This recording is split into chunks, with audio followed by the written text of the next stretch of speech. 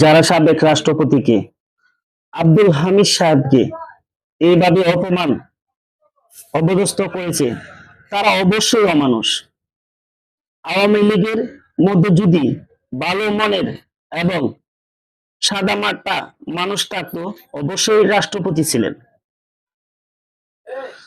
Inner মতো সাদা মনের মানুষ আমি অনেক কম দেখেছি। অথচ অষ্টগ্রামের মানুষেরা তাকে এভাবে অপমান করা খুবই দুঃখজনক।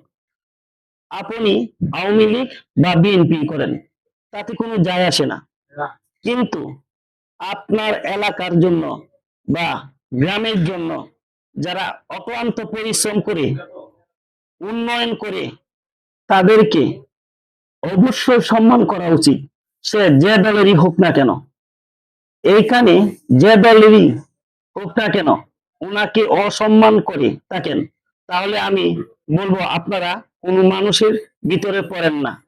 কারণ আপনাদের গ্রামটা ছিল অতি অবহেলিত, আর সেই গ্রামটিকে তিনি বাংলার মানুষের কাছে পরিচিত করে দিয়েছেন।